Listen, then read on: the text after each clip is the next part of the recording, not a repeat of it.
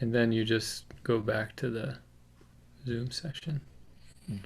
And then you'll see the meeting is now streaming live on YouTube. That wasn't there before. See live on YouTube. Okay. That's it. Speaker view. Mute everyone. A lot of steps.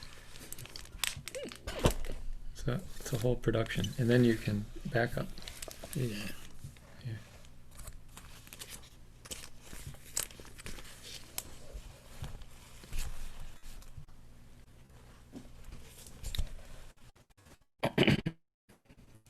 Okay. Good evening, also good morning.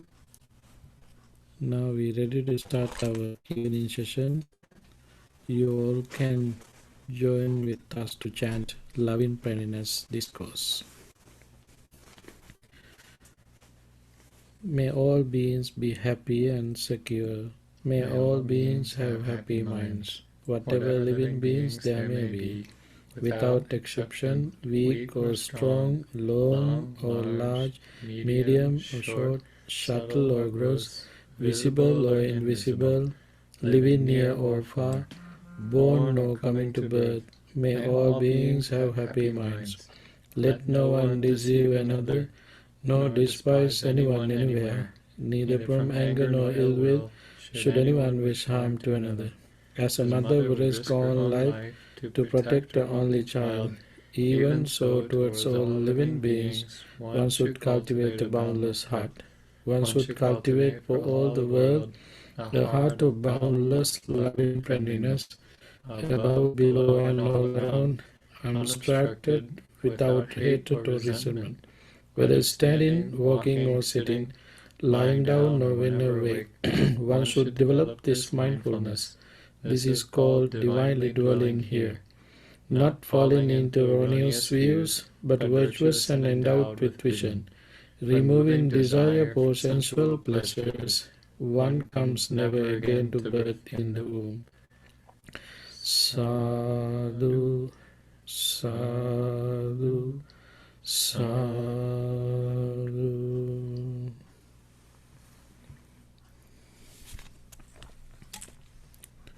Have a comfortable seat. Keep your body upright.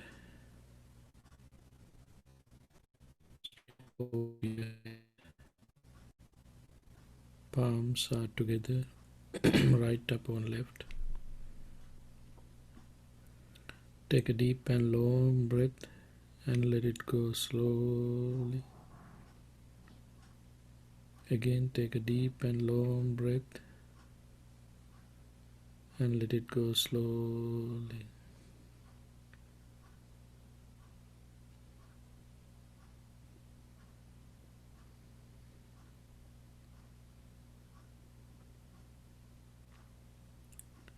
Your mind is relaxing, also your body.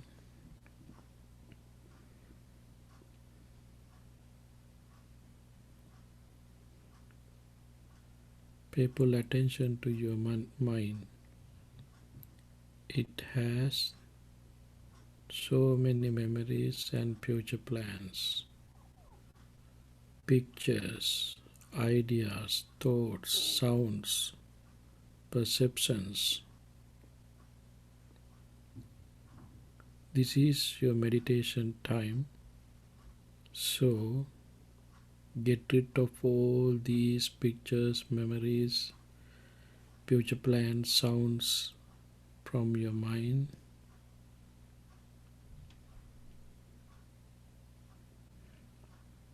Pay full attention to present this moment. Cut off the whole world. All the pictures are disappearing. Sounds are disappearing. Taste, feeling, sensation, accumulations are disappearing. The mind is relaxing. You don't have anything in your mind. The mind is relaxed.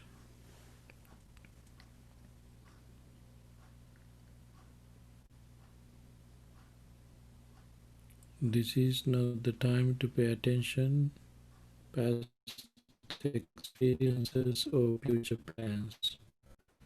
This is my meditation time.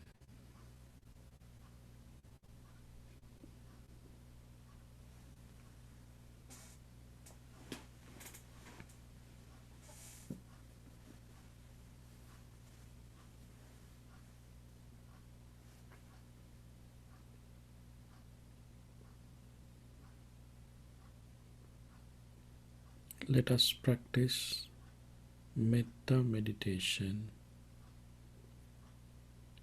First of all, generate metta to yourself. May I be well, happy and peaceful.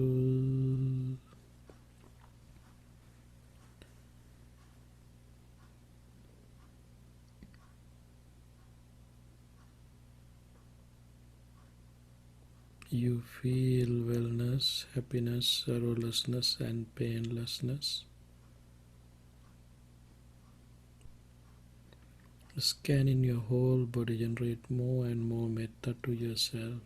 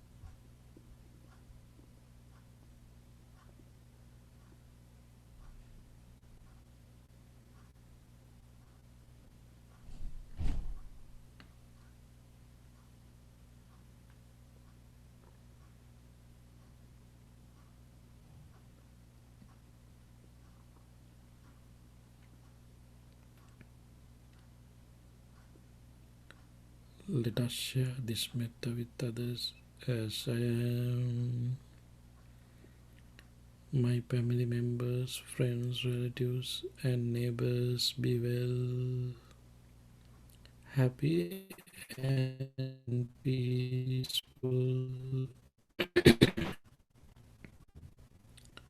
If you have any bad experience, unhappy feelings, unhappy thoughts about them, use this opportunity to develop your compassion and equanimity alone with metta.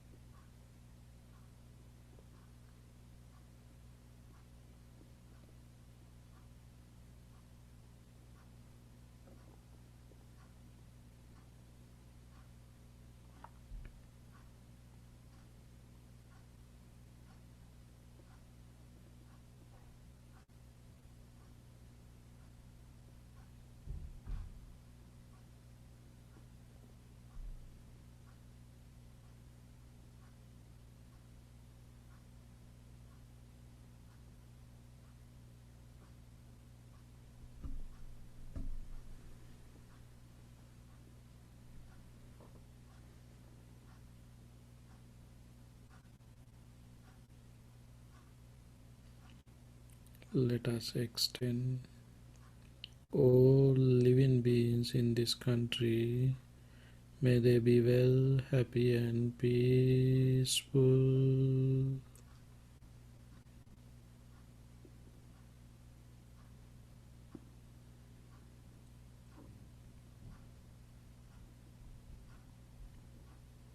All living beings on this continent, may they be well, happy, and peaceful.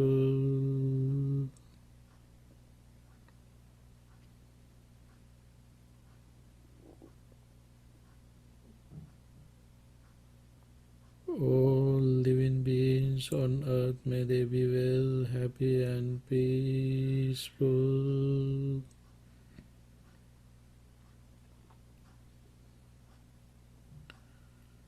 All living beings in this galaxy, may they be well, happy and peaceful.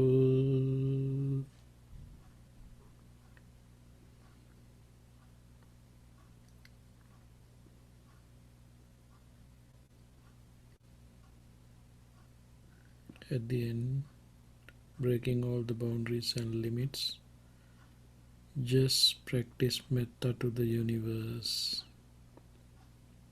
Humans, non-humans, seen, unseen, living near, far, born, no coming to birth, all living beings be well, happy and peaceful.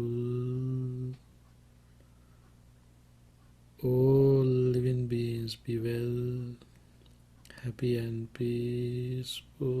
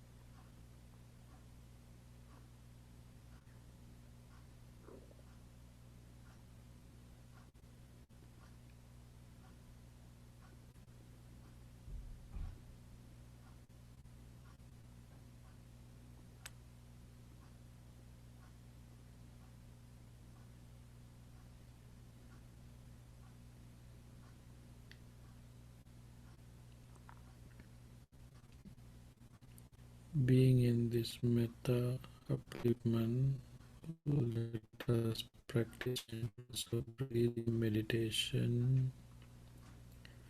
Pay full attention to your inhalation and exhalation.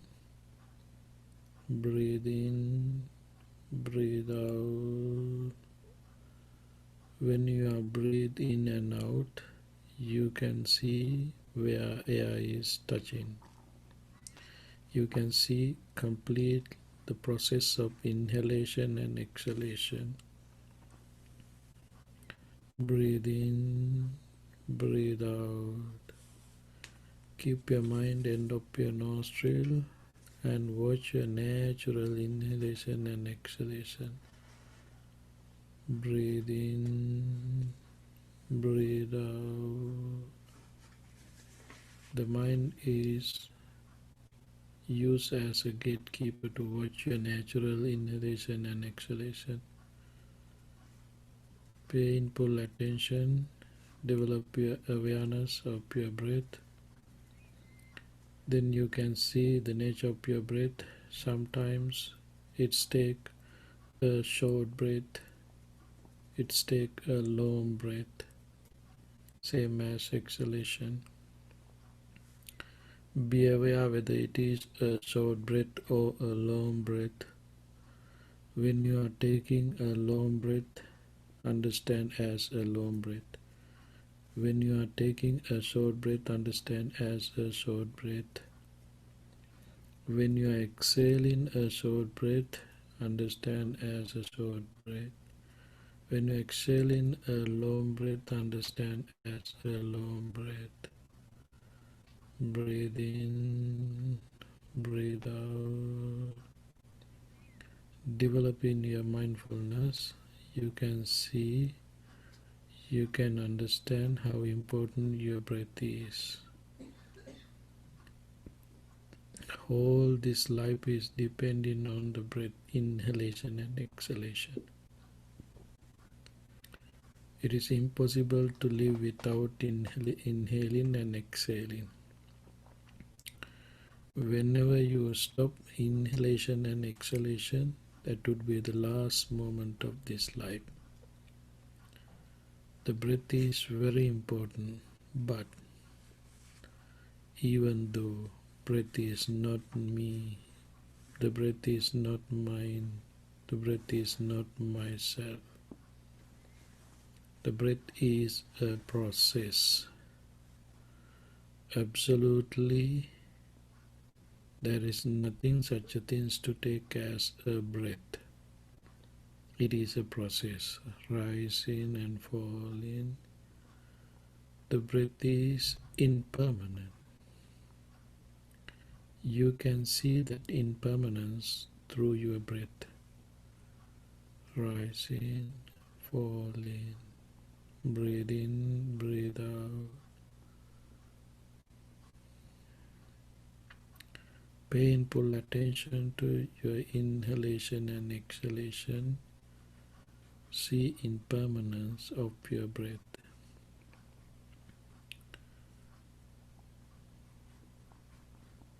If you can see, understand this impermanence through your breath, then we can apply this knowledge and experience to realize the world, nature of the world, things that you can see or that you can touch. All these material are impermanent.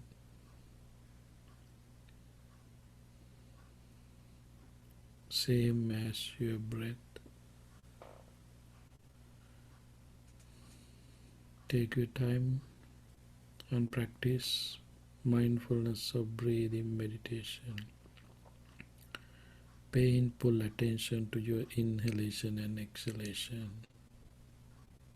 Breathe in, breathe out. Breathe in, breathe out.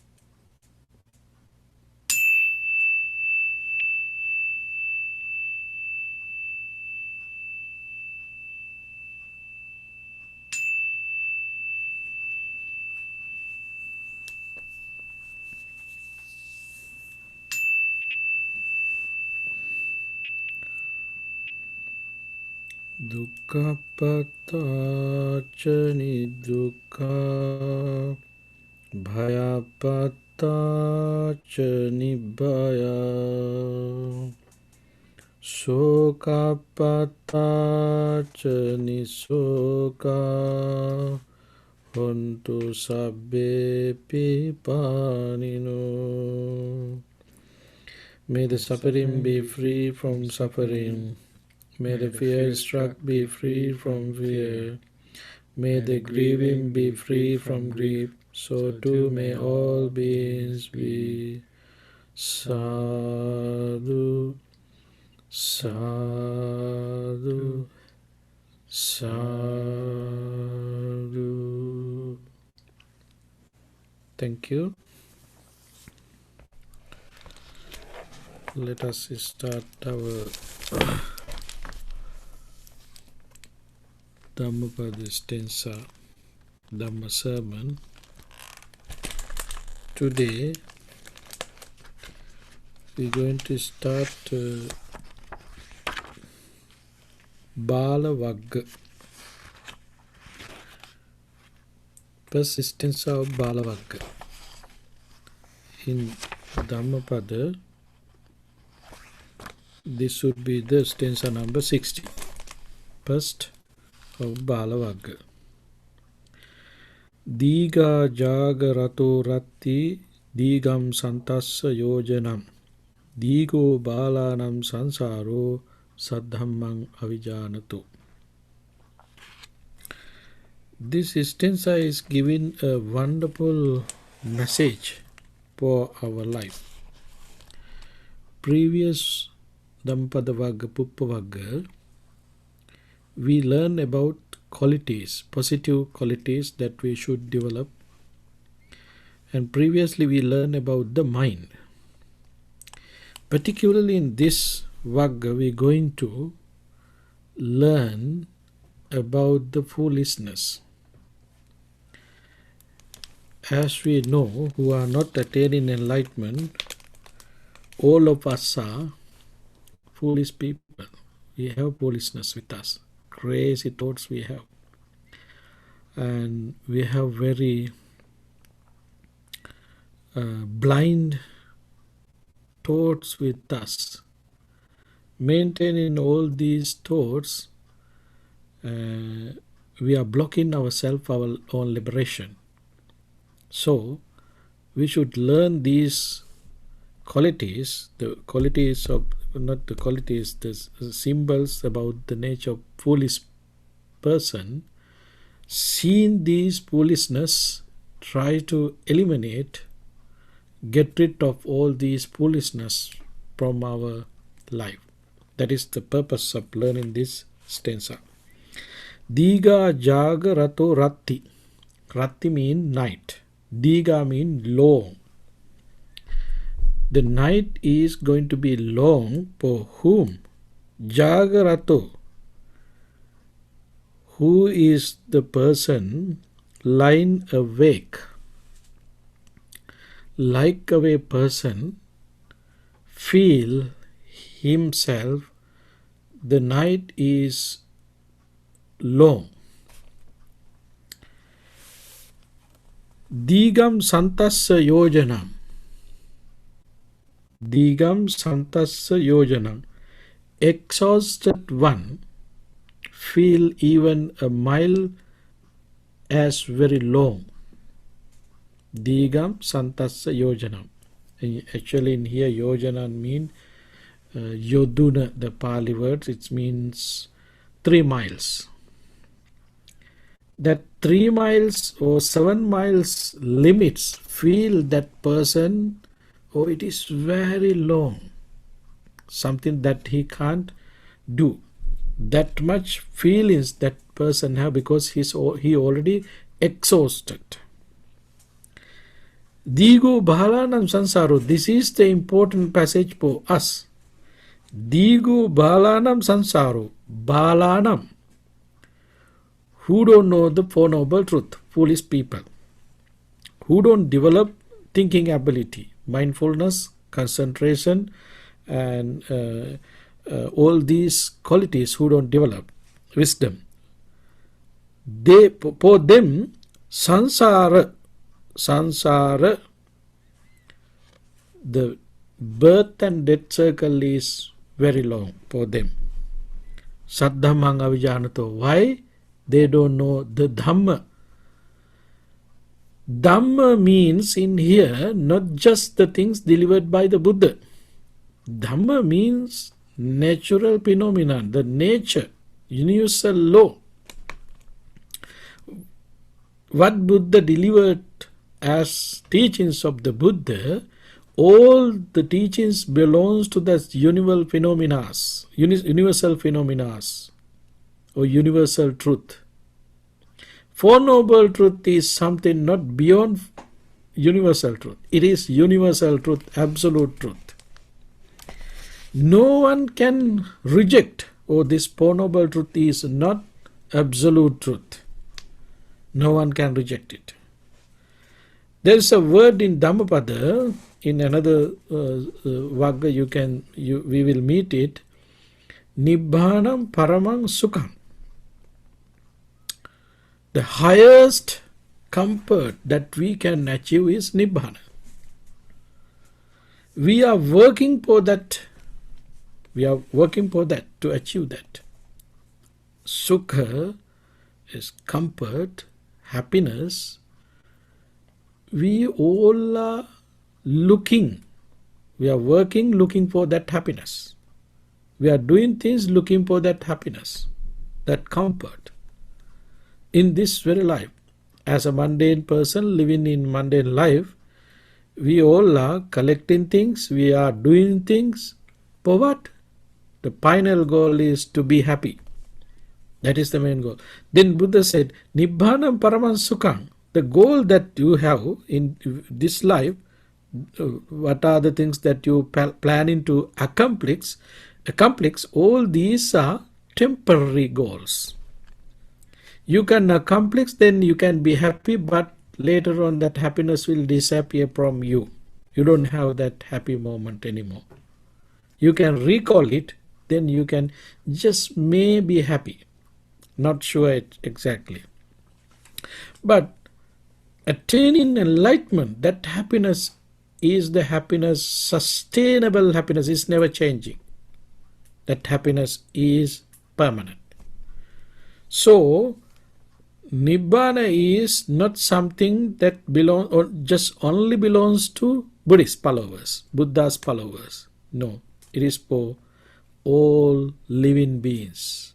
So, Dhamma is not just something coming from the Buddha. It is a universal law. It belongs to each and every living beings, living creatures. So, not knowing Dhamma is very dangerous. Why? Without knowing how we can break this birth and death circle, then there is no way to get rid of this suffering. We have this suffering, aging, and all these sufferings that explained in Buddhism, particularly in Dhammacakkappavattana Sutta, Jātipi dukkha, jarapi dukkha, vyādhipi dukkha, maranapi dukkha, apyoga, sampyoga, piyo, vipayoga. All these are suffering. Jātipi, birth is suffering. It is unsatisfaction. Birth, Jātipi, jarapi, and aging. It is also suffering. Maranampi, death is suffering.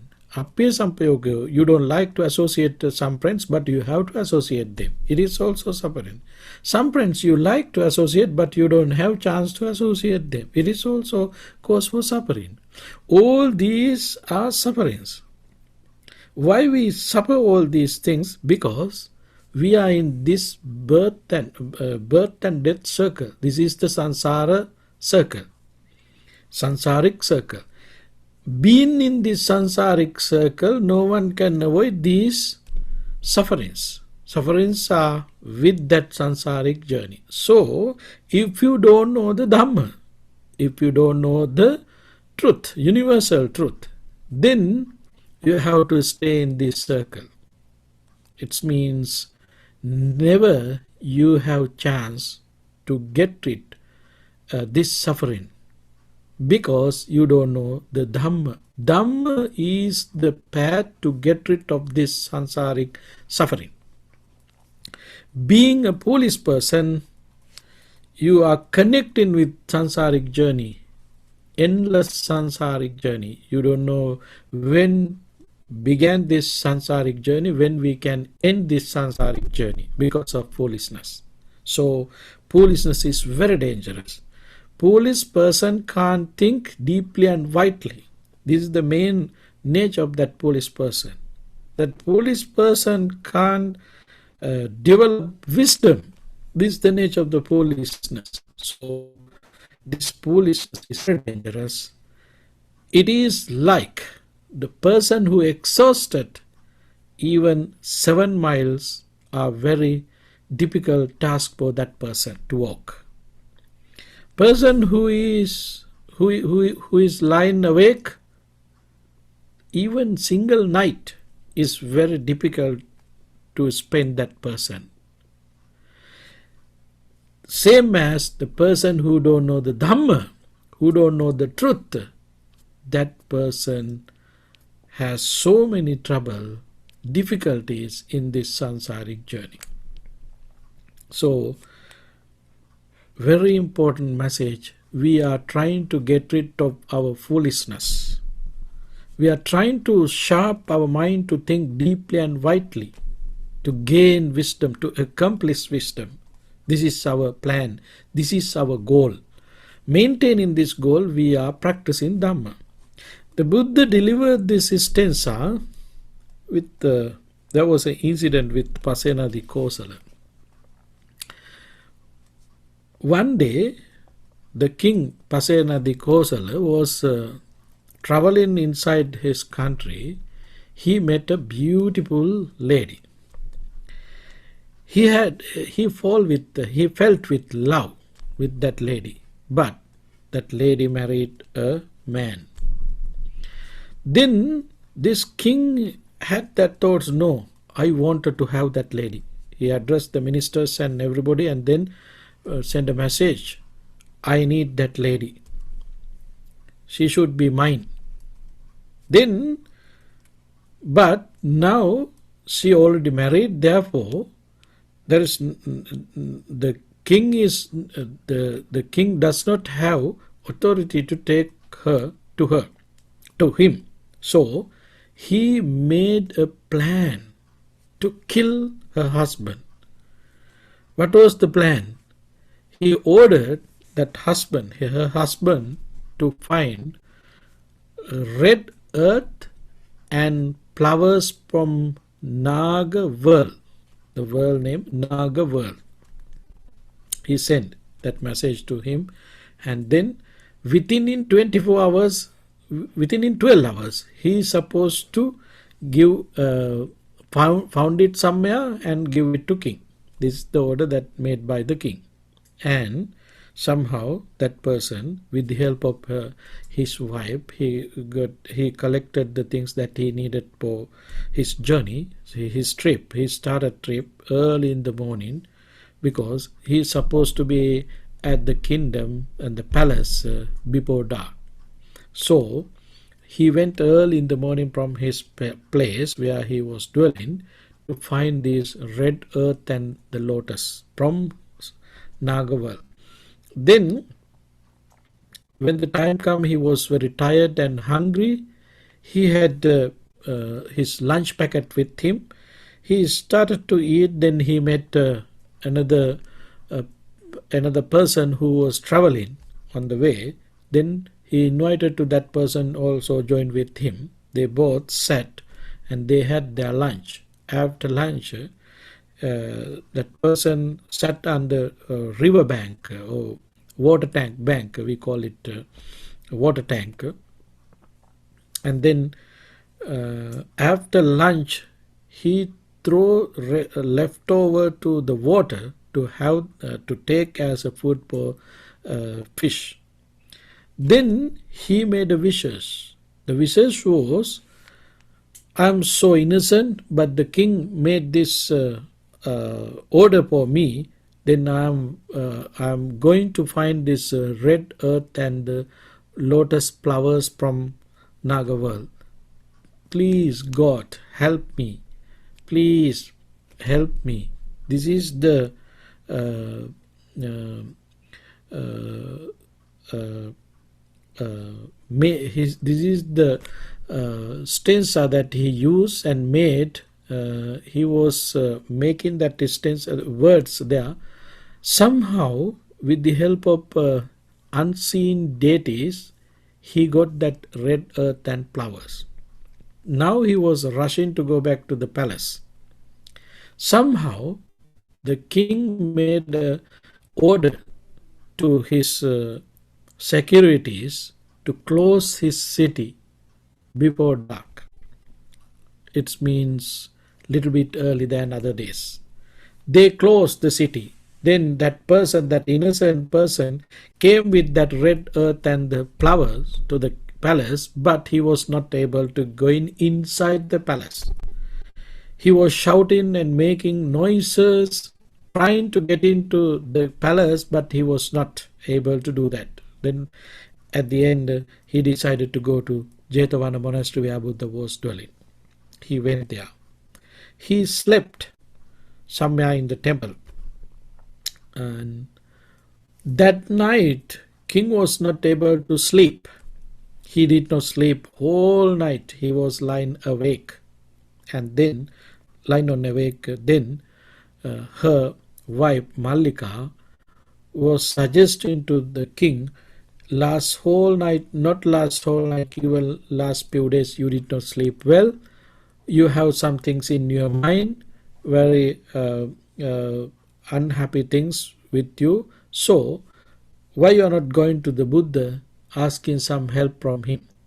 With the suggestion made by Mallika, Queen Mallika, then king went to the Buddha to get some advice. Then he met the Buddha, started to explain about his mental situation. The person who was there with fear, he was also listening to that.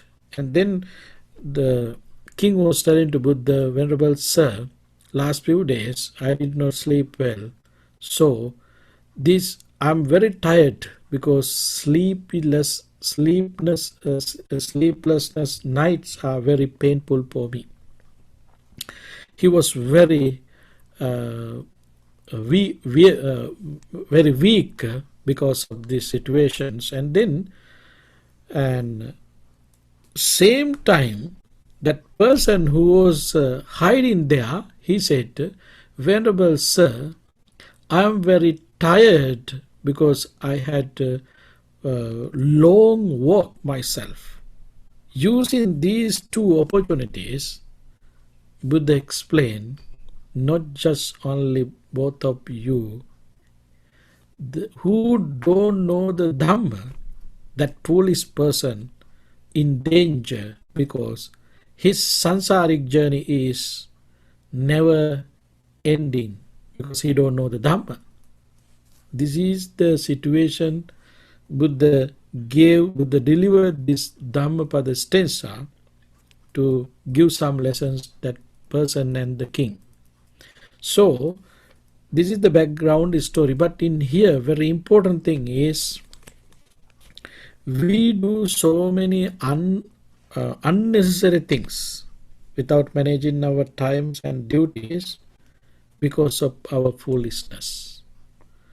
And also we are living in this samsara. Living in this samsara, we are suffering a lot, making so many reasons ourselves. Why?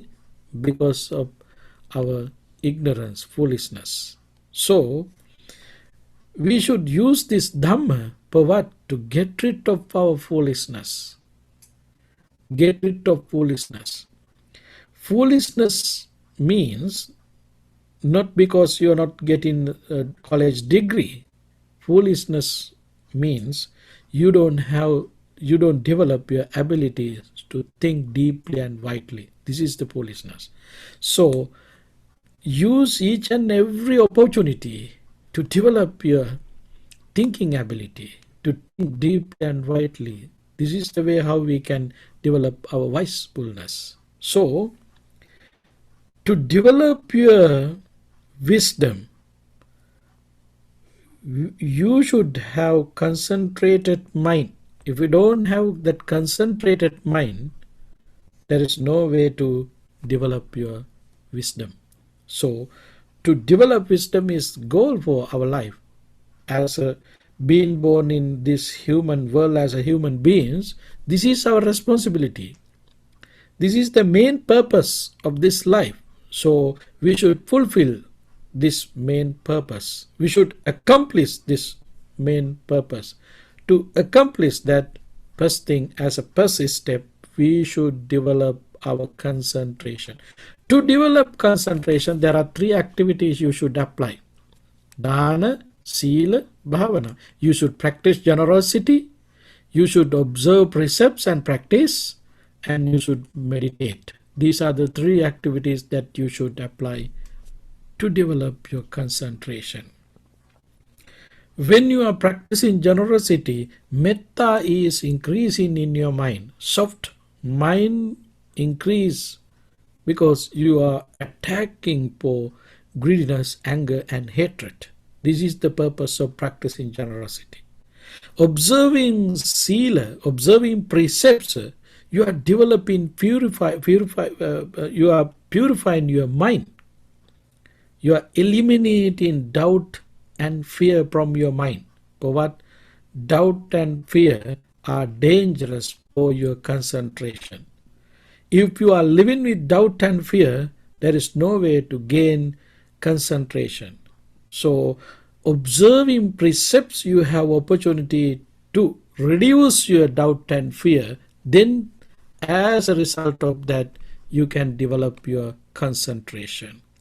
Practicing meditation, this is the only method that you can use to develop your mind. Meditation means mind cultivation. Mind cultivation means you are directly developing your wisdom. So, applying these methods, you can develop your concentration, then you can develop your wisdom. This is our duty and responsibility as being born in this human world as a human beings. So, keeping all these things here in your mind, let us practice this Dhamma, get rid of foolishness from our mind, from our life. Then this Samsara would be not an unhappy place for us. It would be very peaceful, happy place for us. Okay, that would be enough for today. Thank you very much for your participation. Let's continue this Dhamma sermon tomorrow. Thank you. Now it is time to share merits with our departed ones. First of all, think about your departed relatives, friends, family members, and pets who departed name of us. By the power of these merits and metta thoughts, may they be well, happy, and peaceful. May they have peaceful, happy life. May they be able to attain ultimate bliss of Nibbana. Having that aspiration, say sadhu, sadhu, sadhu. Whoever is affected by COVID-19 and any other sicknesses, by the power of these merits and metta thoughts, may they be may they be able to get rid of their suffering and pain. May they be well, happy, and peaceful. Having that aspiration, say sadhu, sadhu, sadhu. May you all be well, happy, and peaceful. All your wishes come true by the power of these merits and metta thoughts. May we all be able to attain ultimate bliss of Nibbana. Having that aspiration, say sadhu, sadhu, sadhu. By means of these meritorious deeds, may I never join with the foolish. May I join always with the wise, until the time attain Nibbana. May the suffering be free from suffering. May the fear-struck be free from fear. May the grieving be free from grief. So too may all beings be. From the highest realms of existence to the lowest, may all beings arisen in these realms, with form and without form, with perception and without perception, be released from all suffering and attain to perfect peace. Excellent, excellent, excellent. Thank you very much. Good night to West. Have a wonderful day to East. See you